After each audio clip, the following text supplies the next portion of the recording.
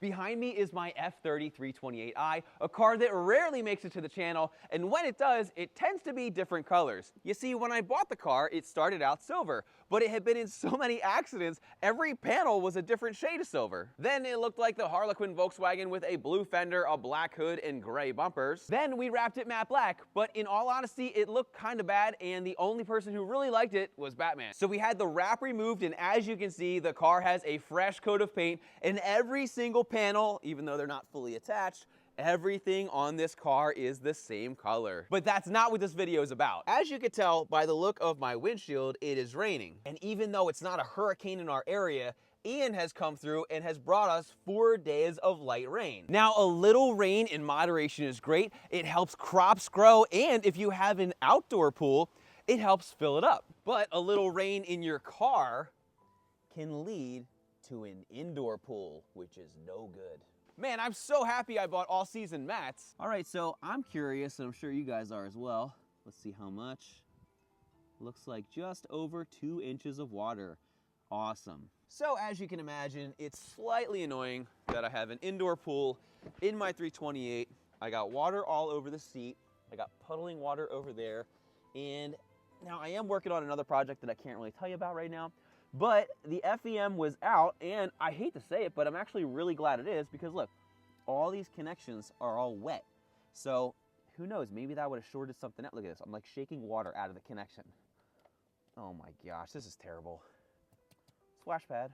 Also, the other thing I forgot to show you is, as you can see, I literally have water falling off of this microphone, and actually goes all the way back to here.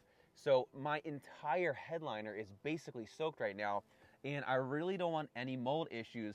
And being that there's a puddle back here, I don't want any electrical issues either. Now, if you have this problem in your car, this is super bad. The first thing you want to do is always disconnect the battery, because you never want wires, especially for your seat, airbags, all that kind of stuff, sitting in water. So the first thing I need to do is disconnect the battery and then suck that water out.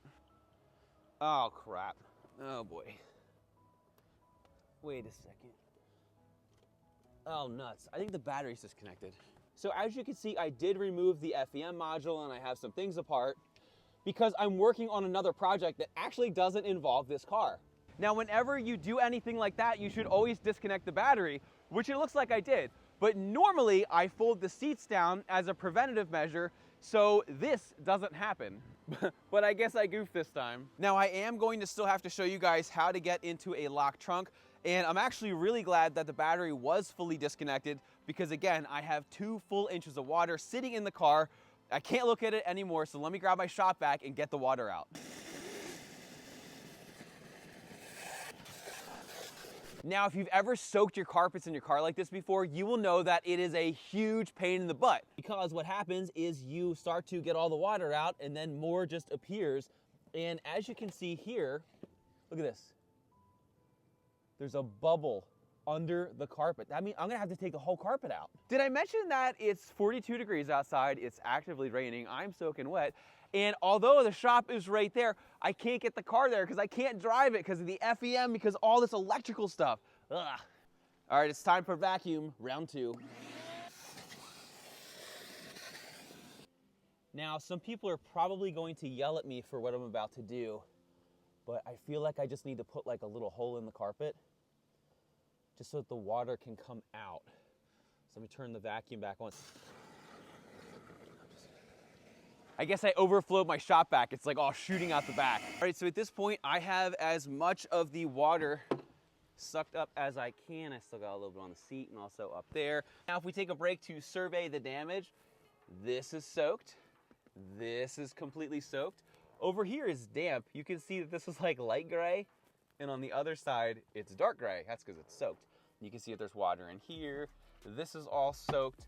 I'm surprised water's not pouring out of there. And it goes all the way back to there, which is a huge issue, because that means this whole thing has a ton of water. It has 4 days full of rain in it, and I really don't want this car to smell like mold and mildew. And I also want to give you guys a firm answer as to what the heck happened. So I'm going to guess, because I have a sunroof, that one of those little drains is clogged, especially because I live in the woods and dirt and debris gets in there and it can clog it up. Being the age of the car, it's very possible that is the issue, but what I'm gonna do just for ultimate visibility for you guys, I'm gonna pull out all of the pillars in the car, drop the sunroof, and I'm going to sprinkle additional water if the rain isn't enough so we can actually see exactly where the water's coming in so it doesn't happen to your car. It's removal time.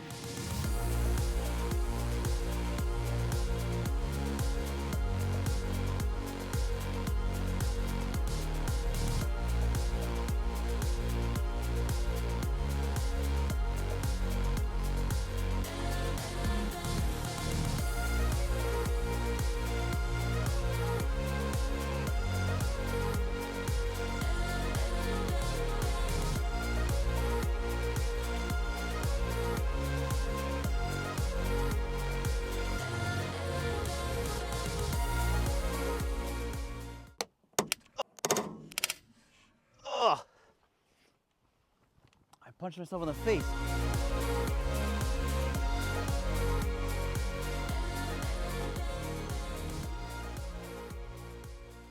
All right, so here's a little progress report. You can see we have the A-pillars, we have my visors, we have this whole center console thing, we have the little microphones, all the handles, the light, and then also the rear light. And then from there, we just have to get these pillars out of the way, pillars in the back, and then I believe these are just clipped in. I should be able to just kind of pull it down. I can see a couple clips right over here. There's one right there, one right there. So hopefully this is just kind of a, you yank it down and it comes down with you. This thing is absolutely soaked. There's no way that this was going to dry without getting mildewy and moldy and nasty without me physically taking it out of the car.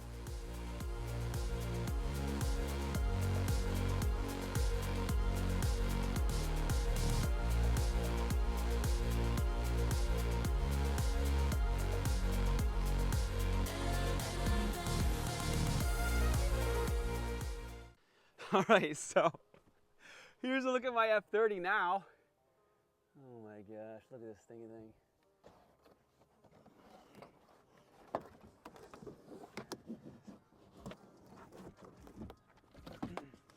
All right, I'll put these over here on these crazy carts. All right, so now that we've gotten here,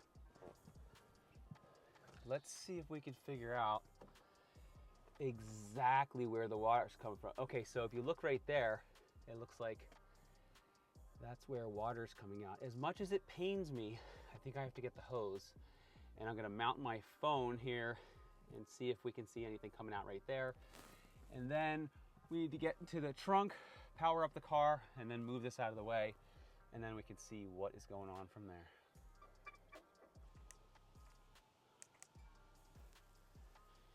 See if we can see any, oh crap.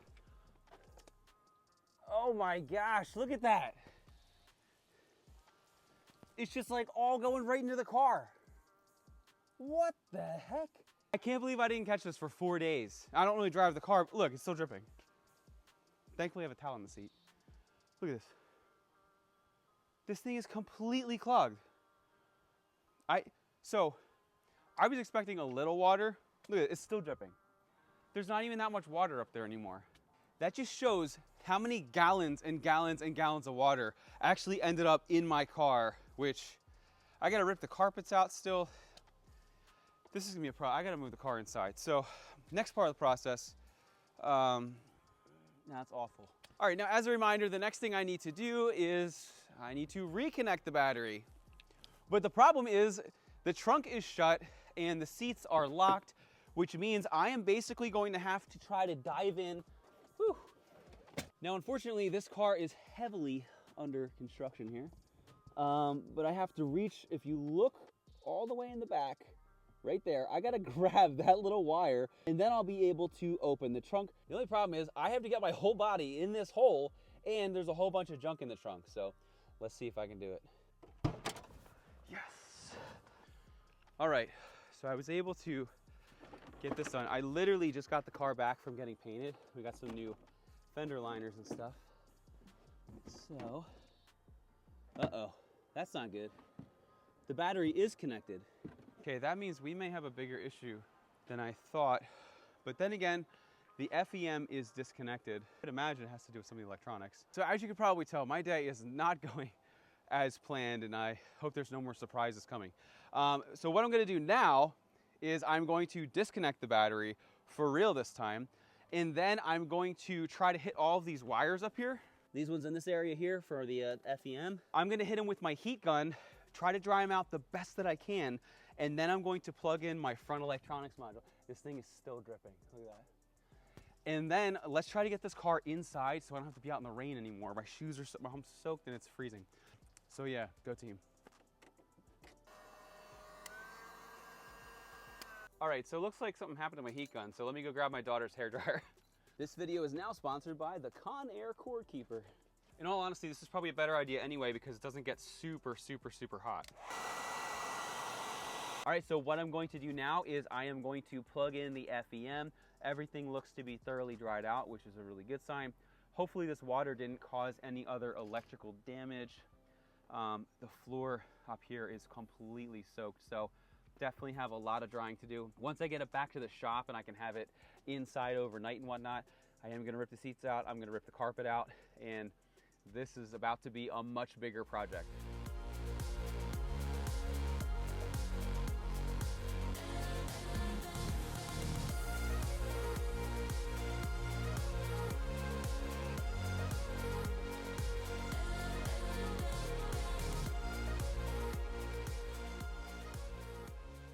All right, now that that's all done, I'm going to connect the battery and pray that nothing fries out.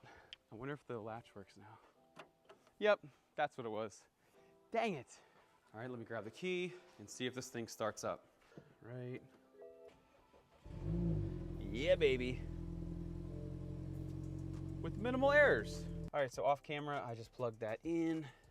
And what I want to do now is I want to see if we could see the little drain thing and see if it's actually clogged. Now, normally you have these little drains and they get clogged, you know, especially if you live where there's trees and stuff like that. But let's see if we can actually see any. Oh my gosh, there's a ton of water up there. So if you look in here, look.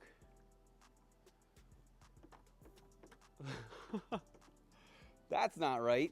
Can't really see it, but let me get the shop vac and suck that water out. All right, so from underneath, this is the little tray that's filled up, and then the water goes through this little tube right there, and then over there, and then down. So this is normally what gets clogged. Now that I know where I'm looking. So it's kind of hard to get in there. So let me get my towel in case this thing starts to spew water out, and I'm going to disconnect it from the inside of the car. What I'm gonna do is I'm gonna take it over to the other shop and I'm gonna put some compressed air through here. Test out this one now. I do have a towel on the seat, so don't worry. All right. So it seems like both are probably pretty clogged. I'm gonna take my air compressor and I'm gonna hit it here, here, and then same on the other side. And then I wanna retest to see if we still have the same issue. This giant chunk of dirt actually fell out of here. So even though I can't see it, and I'm getting wet. Oh yeah, I wonder if you can see this. Oh, there you go, look at that. Ugh, it's so gross. Try to get it steady. Look at that, that's disgusting. Let's check out the other side. Yeah, the other side's gross too. Yeah, both of those are disgusting. So that is 100% the issue. So let's go blast these out, close the sunroof, soak the car again, and see if we get wet. So let's blast these out here now. All right, something shot out at the top, so that must have worked. And then I'll do over here. Let me do the other side now. Check this out. This actually came out the top thing. It wasn't even the tube. So I'll bet you something's gonna shoot out of here. I totally saw something shoot out. That sucker blasted. All right, let me do the inside now. Oh, here it is. That's funny, I never knew where the drain was. All the crap is coming out of here. So look, you can see I just totally blasted it all in here, and now it's all over here. Oh yeah, look at all that crap. Ew, that's disgusting. I think we have success. Now, before I completely drench everything, I'm just gonna get a water bottle and I'm gonna fill this little reservoir thing up here, and I'm gonna see if it starts to drain out those holes. If not, I'm gonna hit it again. Oh, I did. I almost forgot to plug them back in. Pour it in, it just goes right on the seat. Whoops. Let's see if we can. Look at that. Outside the car, not inside. Amazing. Oh, it'll still work. Oh, I just missed, but. All right. I think we have cured the problem. Now, if this was something that you were doing at home and you didn't want to take apart the whole headliner, basically the little tube thing is like over here. So what I would do is go to the store and get a can of compressed air that has one of those little straws on it. And the straw should be able to navigate. I have this little, you know, this little stubby thing. This probably isn't the most ideal for something like this, for like DIY stuff.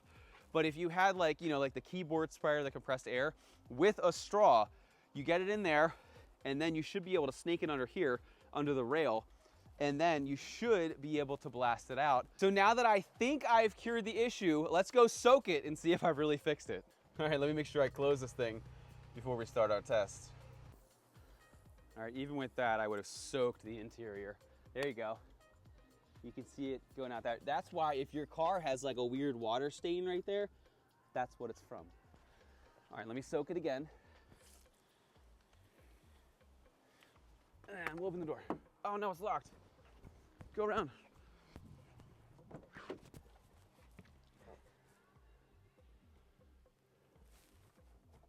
All right, well, there's no water up there, so that's good.